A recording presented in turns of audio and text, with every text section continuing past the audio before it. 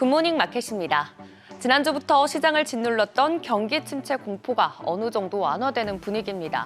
굿뉴스가 말 그대로 시장의 굿뉴스가 되고 있는 상황인데 데이터에 따라 하루하루 분위기가 다른 뉴욕 증시 흐름 천천히 따라가 봅니다.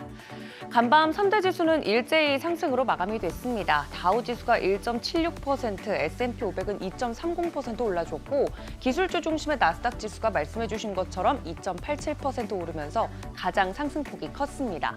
여기에 중소형주 위주 러셀 2000 지수도 2.4% 넘게 오르면서 대부분의 종목들 상승해줬습니다. 미국의 고용이 우려만큼 악화되지 않았다는 신호가 나오면서 다시 투자 심리가 회복되는 모습입니다. 미 노동부는 지난주 신규 실업수당 청구 건수가 23만 3천 건으로 한 주 전보다 17,000건 정도 감소했다고 발표했습니다. 다우존스가 집계한 전문가 예상치도 맷돌았고요. 거의 1년 만에 가장 큰 폭으로 감소했습니다. 최근 실업수당 청구 건수가 급증한 미시간, 미주리, 텍사스주 등에서 줄었기 때문인데 특히 텍사스 지역의 경우 허리케인 베릴로 멈췄던 정유시설이 재가동된 영향으로 추정이 됩니다. 다만 보시는 것처럼 연속 실업수당 청구 건수는 예상치와 전주치 모두를 상회했습니다. 실업수당 신청 건수 자체도 올해 들어서 계속 증가 추세 보이고 있긴 하지만 여전히 전체적으로 보면 2019년 수준에서 머물고 있습니다. 지난주와 달리 경기 침체가 아니라 고용시장이 점차 수급과 공급이 균형을 맞춰가면서 안정화를 보이고 있다는 평가가 보다 설득력을 얻고 있습니다. 덕분에 월가의 공포지수로 불리는 빅스지수도 15% 가까이 떨어지면서 23.72 정도로 움직임 보이고 있습니다. 연준은 데이터를 통해서 고용시장에 대한 시장의 반응을 조절하고 싶어 하는데요.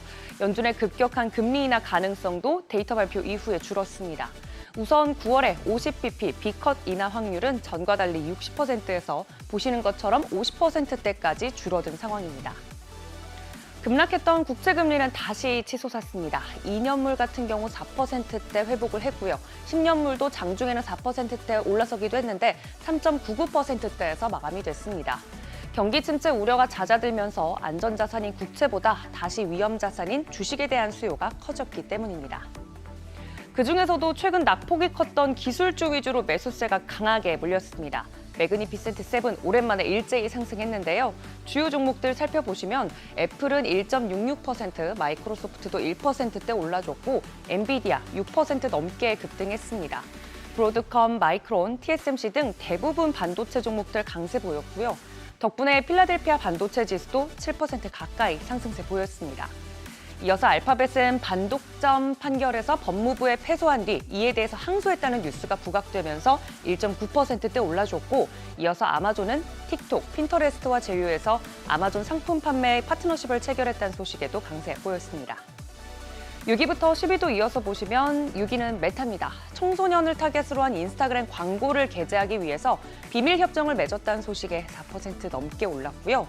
이어서 일라이릴리는 예상을 상회한 실적에 기대 매출을 대폭 상향 조정하면서 무려 9% 넘는 상승률 보여줬습니다. 올해 말 FDA가 비만 치료제를 수면 무호흡증 치료제로 승인할 가능성이 있다고 발표한 점도 상승 요인으로 꼽힙니다. 이외에 테슬라도 3% 넘게 상승하면서 리비안, 루시드 등 전기차와 2차 전지 업종도 강세 보였습니다. 국제유가도 사흘 연속 상승세 이어갑니다. WTI 배럴당 76달러 선에 브렌트유는 배럴당 79달러 선에 상승 마감했습니다. 데이터 하나하나에 민감하게 반응하고 있는 시장입니다. 변동성이 큰 시장이 앞으로도 안도랠리를 탈지는 미지수인데요. 다음 주는 또 7월 CPI 발표 앞두고 있습니다. 주가가 반등을 했다고 해서 반드시 바닥을 쳤거나 지속적으로 상승한다는 의미는 아닌 만큼 경계심 가지고 데이터에 따른 시장 움직임 집중해서 보셔야겠습니다. 굿모닝 마켓이었습니다.